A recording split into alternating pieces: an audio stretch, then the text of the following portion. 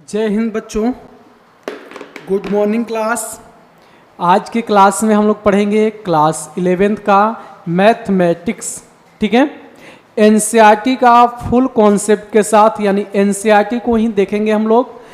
जिन बच्चों को कुछ नहीं आता है, मैथ जो है मैट्रिक में थोड़ा सा अच्छे से पढ़े हुए हैं, उनके लिए आईएससी का जो मैथ है वो एकदम क्या लगेगा, हल्का लगेगा, क्योंकि इसमें कॉन्सेप्ट है। कॉन्सेप्ट समझ में आ जाएगा तो मैथ आपसे बन जाएगा। क्लियर है? तो हम लोग पढ़ेंगे जीरो लेवल से लेकर हायर लेवल तक। ठीक है बंधु, चलिए तो सबसे पहले हम लोग जीरो लेवल से चालू करेंगे, यानी स्टार्ट करेंगे स्टार्टिंग से। पहला चैप्टर क्या है आप लोग का मैथ का? तो सेट्स है, यानी समुच्चय। हम लोग पढ़ेंगे समुच्चय कहते किसको है, समुच्चय को लिखने की तरीका क्या है, समुच्चय शब्द कहाँ से आया, किसने लेकर आया, समुच्चय का अनुप्रयोग कहाँ कहाँ होने वाला है, सारी बातें इस वीडियो में हम लोग जानेंगे। चलिए ध्यान दिया जाए। सबसे पहले अगर बात करते हैं हम कि जो सेट्स है यानी समुच्चय, ये शब्द आया कहां से? सेट्स यानी समुच्चय शब्द आया कहां से? तो एक जर्मनी के वैज्ञानिक हुआ करते थे जिनका नाम है जॉर्ज कैंटर। क्या नाम है जी? George Cantor. जॉर्ज कैंटर, ठीक है। कौन है? जॉर्ज कैंटर है।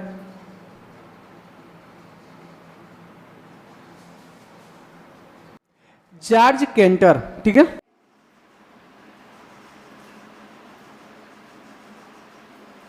कहाँ के थे? जर्मनी के थे। यह गणितज्ञ थे जर्मनी के, जॉर्ज कैंटर। इन्होंने सेट से यानी समुच्चय जो है इन्होंने नहीं बताया था, समुच्चय शब्द इन्होंने दिया था। सबसे पहले थोड़ा सा इनके बारे में जान लेते हैं कि इन्होंने क्या किया कि त्रिकोणमिति के कॉन्सेप्ट को पढ़ रहे थे, यानी त्रिकोणमिति पढ़ रहे थे, लेकिन पढ़ते पढ़ते थोड़ा सा आ गया इनको सेट्स, वहीं से उनको सेट्स मिला कि भाई समुच्चय है क्या। तो उन्हीं वहीं से उन्होंने क्या कर दिया, इसका कॉन्सेप्ट बनाना चालू कर दिया। ठीक है, सेट थ्योरी दिए। इनका जन्म हुआ था 3 मार्च 1845 ईस्वी में, और इनका मृत्यु जो हुआ था, थोड़ा सा याद रखना है, 6 जनवरी 1918 में। ठीक है, यह टोटल 72 वर्ष जिए थे। इन्होंने ही दिया समुच्चय यानी सेट थ्योरी। सेट थ्योरी किसने दिया? तो जॉर्ज कैंटर ने। चलिए अब थोड़ा सा ये तो हो गया बेसिक कि भाई कि कहां से समुच्चय आया, इनके जन्मदाता कौन है। अब थोड़ा सा बात कर लेते हैं हम कि समुच्चय कहते किसको हैं। समुच्चय कहते किसको हैं? समुच्चय को जानने से पहले आप एक बात समझ लीजिए कि हम अपने दैनिक जीवन में बहुत सी वस्तुओं का संग्रह देखे हैं। संग्रह यानी कहने का मतलब समूह हुआ। जैसे अगर बात करें हम संग्रह यानी समूह, जैसे ताश की गड्डी का समूह, ताश की गड्डी का संग्रह, व्यक्तियों का संग्रह,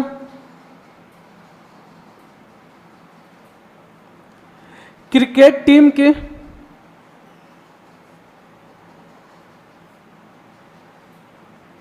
इत्यादि। यानी बहुत से हमने क्या किया, समूह देखे। ताश के गड्डी का समूह देखे, व्यक्तियों का समूह देखे, व्यक्तियों का समूह यानी व्यक्तियों के भीड़ का समूह देखे हम लोग, क्रिकेट टीम का समूह देखे। अच्छा, समूह बनता किससे?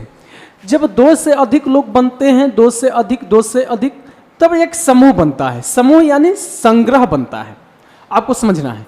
यानी हम कहें बंधु कि संग्रह, कहेंगे प्राकृत संख्याओं का संग्रह, समूह कह सकते हैं। विषम संख्याओं का, पूर्णांक, यानी एनीबॉडी बहुत सारे हम अपने जीवन में संग्रह देखे, समूह देखे, बहुत से समूह। आप समझिएगा, समूह यानी संग्रह, आप समझिए थोड़ा सा, यही मेन चीज है। तो और बहुत सारे हैं। तो समुच्चय का डिफिनेशन यदि बात करें तो क्या होता है भाई, कि वस्तुओं का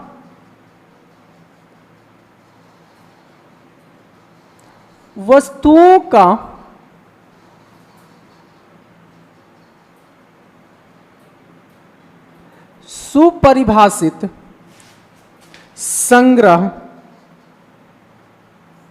ही, वस्तुओं का सुपरिभाषित संग्रह ही समुच्चय कहलाता है।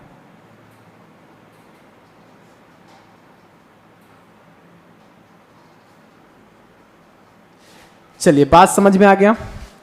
वस्तुओं का सुपरिभाषित संग्रह ही क्या कहलाता है, समूह ही क्या कहलाता है, समुच्चय कहलाता है। अच्छा एक बात नहीं समझ में आई यार, संग्रह तो समझ में आया, लेकिन नया चीज आ गया कि सुपरिभाषित शब्द क्या है ना, सुपरिभाषित शब्द क्या है। तो अब समझिए थोड़ा सा, सुपरिभाषित शब्द,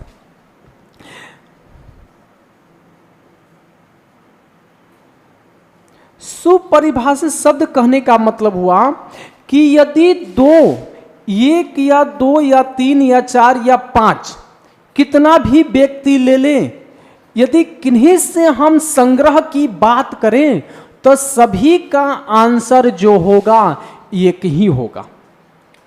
सुपरिभाषित फिर से समझिएगा, हम किसी भी व्यक्ति से किसी प्रश्न का हल पूछें और जब सबका आंसर एक आता है, सभी व्यक्ति का आंसर एक आता है, तो उसी को कहेंगे सुपरिभाषित शब्द। और जो सुपरिभाषित संग्रह होंगे उसी को हम लोग समुच्चय कहेंगे, यानी सेट्स कहेंगे। सुपरिभाषित नहीं होगा उसको हम लोग समुच्चय नहीं कहेंगे। जैसे समझिए, जैसे यदि हम कहें कि भाई सुनिए, एग्जाम्पल थोड़ा सा, हम कहेंगे कि अंग्रेजी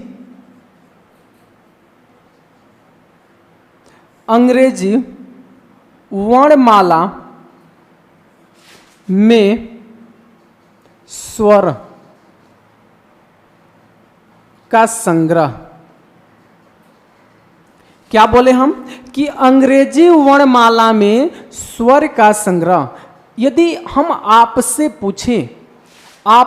पूछें हम कि अंग्रेजी वर्णमाला के स्वर अक्षर बताइए कितने होते हैं और कौन कौन होते हैं, तो आप कहिएगा कि एक होगा ए, ई, आई, ओ, यू, इतना ही बताइएगा ना।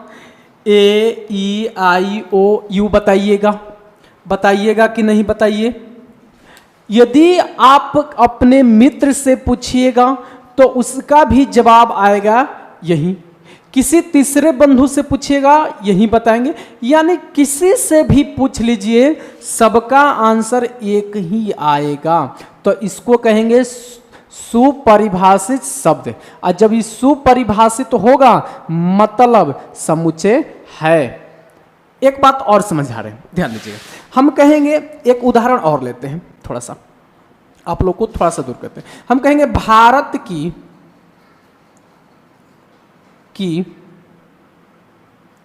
5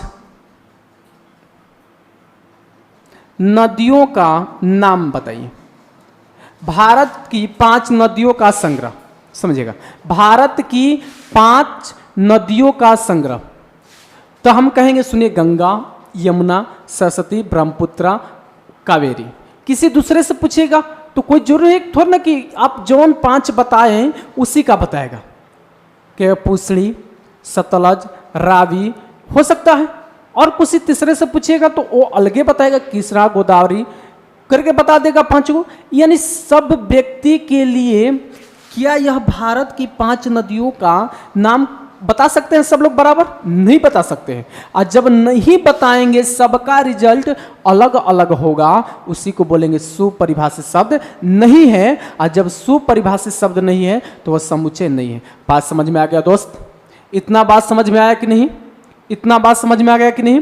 देखिए स्टार्टिंग किए हैं अभी, अभी स्टार्टिंग किए हैं, घबराना थोड़ा सा भी नहीं है।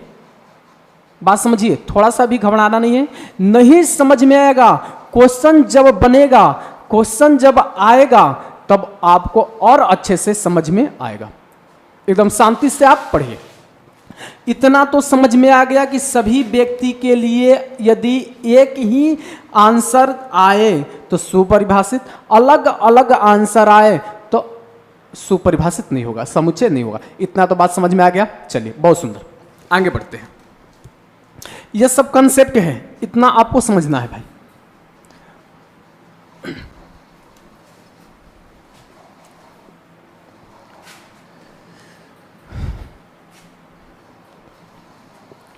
अब थोड़ा सा समझिएगा।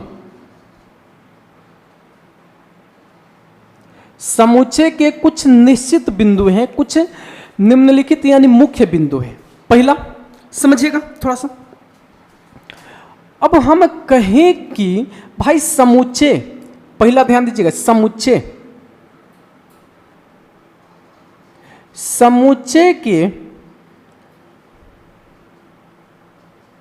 वस्तुओं को ध्यान दिया जाए, समुच्चय के वस्तुओं को हम लोग क्या कहते हैं? अवयव,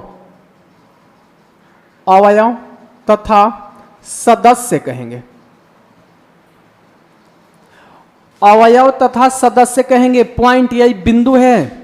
यह क्या है? बिंदु, मुख्य बिंदु है। पहला, समुच्चय के वस्तुओं को हम लोग किस नाम से जानेंगे? समुच्चय में जो भी वस्तु आएंगे उसको किस नाम से? वस्तु नहीं कहेंगे, अवयव कहेंगे, सदस्य कहेंगे, या इंग्लिश में इसे कहेंगे हम लोग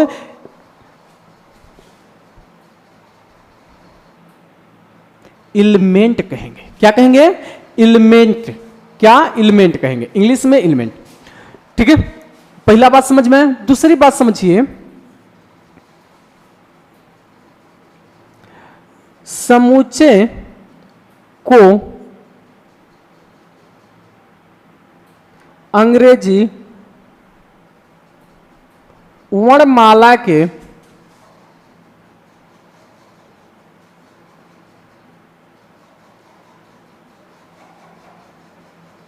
अक्षरों द्वारा निरूपित करते हैं, ठीक है ना, या दर्शाते हैं। आप समझिएगा। दूसरा पॉइंट है कि समुच्चय को अंग्रेजी वर्णमाला के बड़े अक्षर द्वारा क्या करेंगे?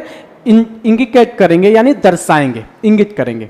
आप इतना बस खाली पॉइंट समझिए। नहीं समझ में आएगा तो फिर कहिएगा कि सर क्या बोल रहे थे। बस इतना, ये अभी नहीं आ रहा होगा, ये थोड़ा सा आ रहा होगा। जैसे ही आगे लेके चलेंगे तो ये सब सारी बातें क्या हो जाएंगी? क्लियर हो जाएंगी। चलिए, तीसरा बात समझिए कि समुच्चय में, समुच्चय के अवयव को अंग्रेजी वर्णमाला छोटे अक्षरों द्वारा क्या करेंगे? निरूपित करेंगे। क्या करेंगे? निरूपित करेंगे, छोटे अक्षरों द्वारा। अवयव को छोटे अक्षरों द्वारा, यानी एलिमेंट्स को छोटे अक्षरों द्वारा, और समुच्चय को बड़े अक्षर द्वारा। क्लियर है? और समुच्चय के जो वस्तु होंगे उसको कहेंगे अवयव, सदस्य, या इंग्लिश में कहेंगे एलिमेंट्स। इतनी बात समझ में आ गई। चलिए आगे बढ़ते हैं। आगे कुछ पॉइंट है, उसको देखते हैं। ठीक है, आगे ध्यान दिया जाए। पॉइंट्स, यदि ए, क्या? यदि ए समुच्चय ए में ए का एक अवयव है तो ध्यान दिया जाए। हम क्या बोले हैं कि यदि ये जो है ए मतलब क्या? छोटा में लिखे हैं एलिमेंट्स। ए मतलब छोटा में लिखे हैं एलिमेंट्स। ए मतलब समुच्चय। ए समुच्चय ए का एक अवयव है तो यदि ये जो है इसका एक अवयव है तो हम कह सकते हैं, क्या कह सकते हैं? हम कह सकते हैं कि ए जो है समुच्चय ए में है। हम क्या कह सकते हैं भाई कि ए जो है समुच्चय ए का अवयव है, तो हम कह सकते हैं कि ए जो है ए समुच्चय ए में होगा, इसका अवयव है तो होगा। और इसको सांकेतिक रूप में केत में कैसे लिखेंगे ध्यान दिया जाए। कहेंगे कि ए, क्या ए इसको कहेंगे बिलोंग्स टू, क्या ए बिलोंग्स टू ए, मतलब ये अवयव है, इसके जगह पे ए नहीं होगा, मतलब समझाने के लिए आपको कह रहे हैं कि ए बिलोंग कर रहा है किससे? ए से, यानी जो ए है इस ए में क्या है? इस ए का सेट का एलिमेंट्स है। इसको क्या पढ़ेंगे? Belongs to. क्या पढ़ेंगे? बिलोंग्स टू कहेंगे। बात समझ में आ गया? Belongs to. यदि यह इसका अवयव नहीं होगा, जिसे हम कहें कि यदि ए, या ऐसे लिखते हैं, यदि बी समुच्चय, यदि बी समुच्चय बी का एक, थोड़ा सा स्पेस कम है, देख लेते हैं, बी समुच्चय बी का एक अवयव नहीं है तो हम कह सकते हैं कि बी समुच्चय बी में नहीं है। तो इतना नहीं लिखेंगे, कहें कि बी समुच्चय बी का एक अवयव नहीं है तो हम कह सकते हैं कि बी जो है समुच्चय बी का बी में नहीं होगा।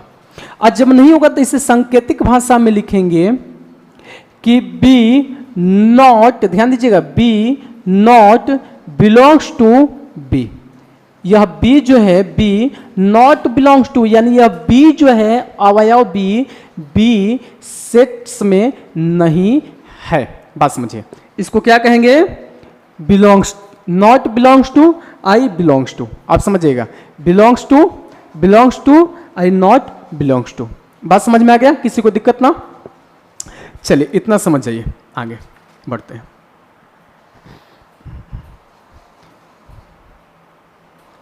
इसको एप्सिलॉन भी कहते हैं। इसको क्या कहते हैं? जहां, यानी इसको बोलते हैं एप्सिलॉन बोलते हैं। क्या बोलते हैं? एप्सिलॉन। एप्सिलॉन बोलते हैं, समझिएगा, इसको एप्सिलॉन बोलते हैं। चलिए इतना बात समझ में आ गया क्या? इतना बात समझ में आया ना? चलिए भाई आगे बढ़ते हैं। जो बिंदु अच्छा लग रहा है उसको उतारते रहिएगा, और नहीं तो दिमाग में आप लोग फेयर बनाओ ना अकेले क्या है।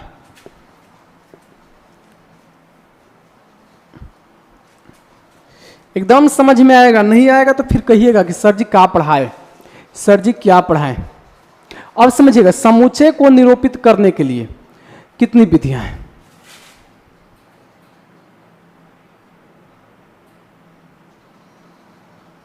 समुच्चय को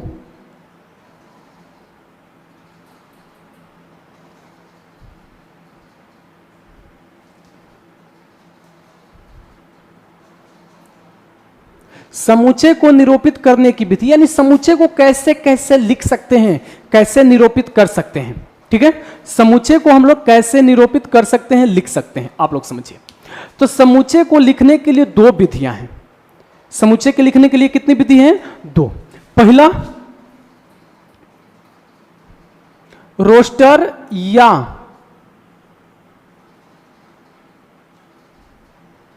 सारणीबद्ध रूप, पहला है रोस्टर या सारणीबद्ध रूप। पहला, समूचे को निरूपित करने के लिए कितनी विधियां हैं? 2 विधियां हैं। पहली रोस्टर या समूचेबद्ध रूप। दूसरा जो है समूचे निर्माण रूप। दूसरा क्या है? समूचे निर्माण रूप।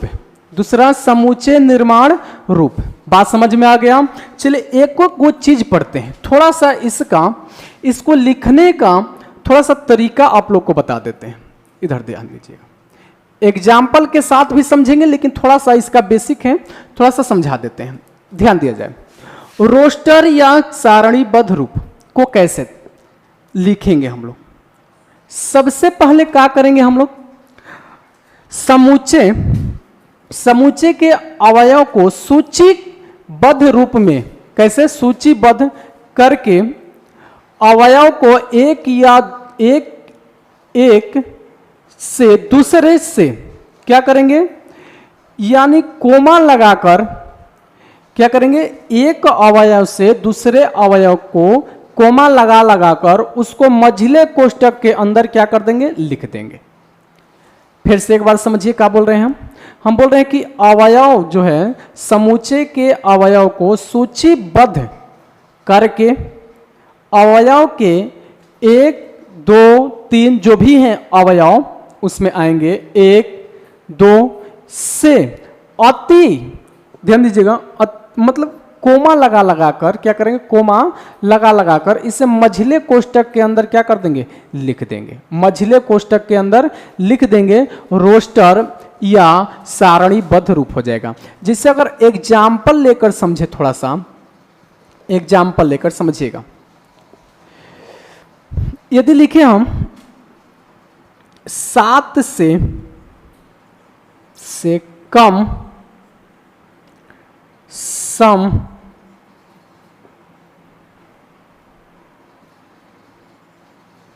धन, 7 से कम सम धन पूर्णांक का समुच्चय। समझिएगा क्या बोले? 7 से कम, क्या? 7 से कम सम धन, धन मतलब समझ रहे हैं? धनात्मक, धन या धनात्मक लिख देते हैं, धनात्मक पूर्णांक का समुच्चय। अब समझिए भाई, देखेंगे 7 से कम होना चाहिए, तो 7 से कम क्या होगा? 2। सम होना चाहिए 2, 4, 6। अब नहीं होगा। तो इस अवयव को देखो, अवयव है, इस अवयव के बीच में कोमा लगाकर इसे मझले कोष्ठक के रूप में क्या कर देंगे? मझले कोष्ठक में बंद कर देंगे, और यही क्या हो जाएगा हमारा? तो यही हो जाएगा रोस्टर या सारणीबद्ध रूप हो जाएगा। बात समझ में आ गया? चलिए दूसरा कुछ लेके चलते हैं और समझिएगा अच्छे से। 42 को विभाजित करने वाली प्राकृत संख्या का समुच्चय। क्या बोले हम? कि 42 को विभाजित करने वाली, किसको? 42 को विभाजित करने वाली प्राकृत संख्याओं का समुच्चय। आपको सोचना है कि कौन ऐसी प्राकृत संख्या, कौन कौन सी ऐसी प्राकृत संख्या है जो कि 42 को क्या कर सकती है? विभाजित कर सकती है। तो सोचिए, तो सबसे पहला कौन सा? 1 जो है, जो कि 42 को काट देगा। उसके बाद 2 42 को काट देगा, 3 42 को काट देगा, 4 से नहीं कटेगा, 5 से नहीं कटेगा, क्या हो जाएगा? 6 काट देगा, 7 भी काट देगा, 8 9 10 11 12 13 14 भी काट देगा, और 21 भी काट देगा, और काटेगा 42। यानी इतनी जो है प्राकृत संख्याएं इस 42 को क्या कर सकती है? विभाजित कर सकती है। इन अवयव के बीच में कोमा लगाकर इसे मझले कोष्ठक के रूप में यानी मझले कोष्ठक में बंद कर देंगे और इसी रूप को हम लोग क्या कहेंगे, रोस्टर या सारणीबद्ध रूप कहेंगे। बात समझ में आ गया मेरे प्यारे बंधु? मेरे प्यारे बंधु, इतना समझ में आ गया क्या आपको? इतना समझ में आ गया? बहुत सुंदर, बहुत सुंदर। चलिए हमें कमेंट करके आप लोग बताइएगा कि आप लोग को समझ में आ रहा है कि नहीं। ठीक है, इतना समझ में आ गया? चलिए ठीक है। कल हम लोग पढ़ेंगे समूचे निर्माण रूप। क्या पढ़ेंगे? समूचे निर्माण रूप। आज इतना ही रहने देते हैं, कल जैसे ही आएंगे फिर थोड़ा सा पढ़ाएंगे समूचे निर्माण रूप पढ़कर फिर हम लोग प्रश्नावली पर चलेंगे। ठीक है, आप लोग कमेंट करके हमको बताइएगा कि उदाहरण भी पढ़ना है कि नहीं। उदाहरण एकदम जरूरी है, ध्यान दिया जाए, उदाहरण एकदम जरूरी है। तो उदाहरण भी हम लोग क्या करेंगे, पढ़ेंगे बंधु। एकदम अभी स्टार्ट किए हैं, इसलिए आराम से पढ़ना चालू करेंगे, धीरे धीरे पढ़ेंगे और रोज एक वीडियो आप लोग के बीच में क्या होगा, जाएगा। जितना हो सके इस वीडियो को आप लोग क्या करिएगा, दोस्तों के पास शेयर करिएगा। ठीक है, मिलते हैं अगले क्लास में, तब तक के लिए जय हिंद, जय भारत।